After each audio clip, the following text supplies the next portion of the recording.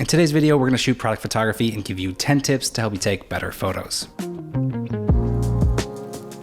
So a while ago, we posted a story on Instagram looking for small business owners who needed product photography.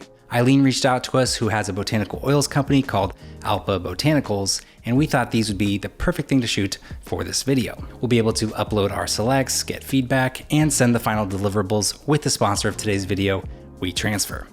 More on that later though. And I just want to note, we are in between living situations at the moment. We currently don't have all of our photo gear with us. We don't have strobes, C-stands, seamless paper, or all of our lenses, but we do have a few studio lights, 85 and 35mm lenses, and a Canon EOS R.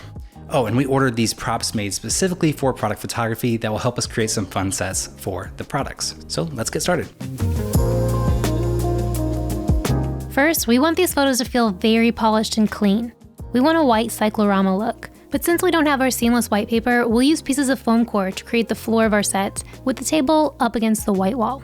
The photos should highlight the products, not detract from them, so the props should help us enhance them in fun ways without being too over the top. In general, we want it to feel minimal with a touch of whimsy.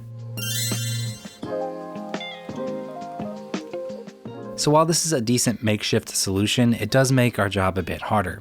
The props themselves are a foam core material, so getting them to stand properly on a softer surface is kind of difficult. And the several pieces of white foam serving as our floor creates cracks and shadows, which creates the dreaded fix it in post scenario. Remember, the more you're able to get right when shooting, the easier your job will be and the better your photos will be. But if you have limited resources, you can still make it work.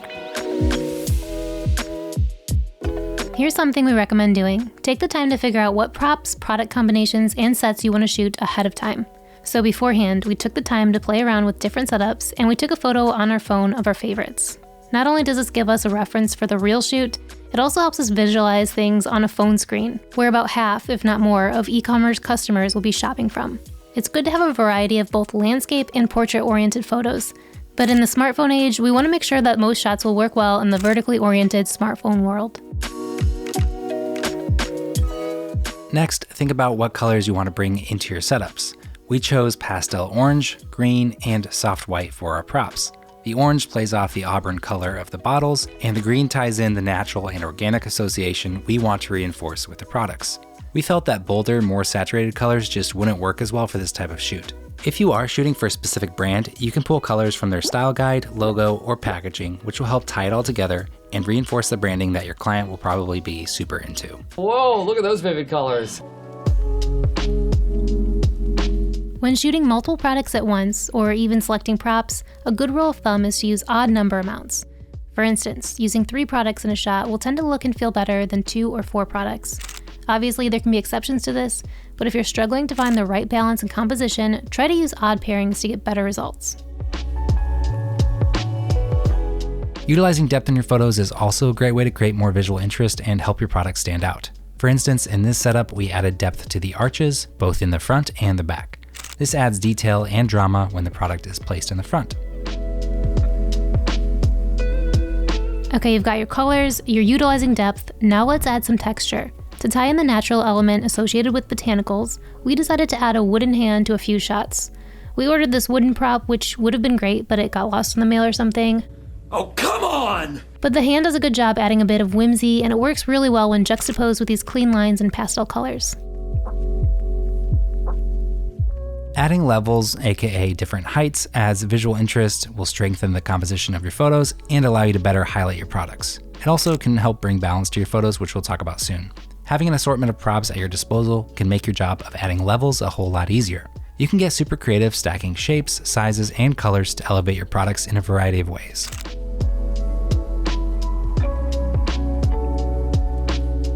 Think about how the scale of your props influences the perception of the product.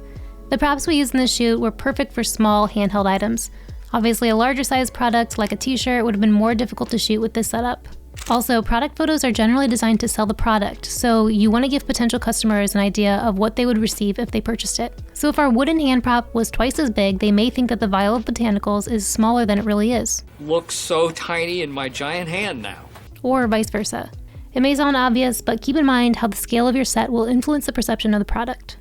Wow, you're like a marketing major. At a party school. At a party school. Lastly, but maybe most importantly, let's talk about balance. Just about every tip we've mentioned thus far all plays a role in creating balance in your composition. When creating each setup, we were careful to first balance color. For instance, too much green on the right would make the photo feel heavier on the right and less balanced overall. Then, using an odd amount of products helped us achieve better balance. Not only does this help spatially, but the viewer will also feel that balance. Kind of hard to explain, but just trust us on this one. Next, depth, textures, and levels helped create a strong composition by enhancing the focal point. Without these dimensions, the image would feel flat and uninteresting. Even with our flat lay photo, we layered props underneath our product and balanced some more around the frame, so even though it's a flat lay, the image itself has a lot of depth.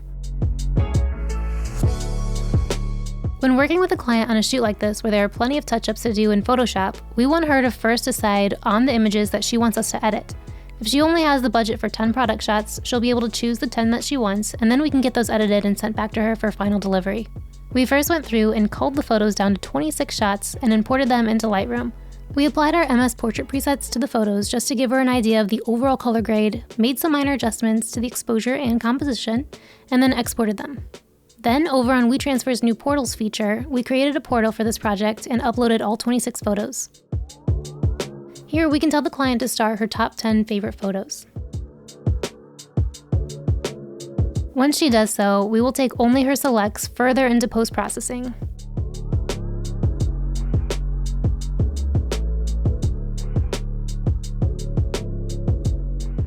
Since we already have them color graded in Lightroom, we will export them at full res and then take them to Photoshop one at a time for cleanup.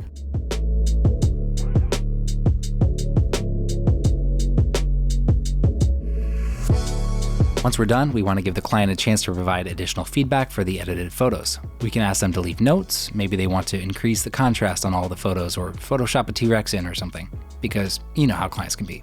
Having this all in one place, our WeTransfer portal, makes the review process so much more streamlined. Once we've got any notes and made any requested revisions, we can do one final delivery upload to Portal. Here, she'll be able to easily download the assets. No expiring links to worry about or out of control email threads for this project. We are done and the client is happy. Simple as that.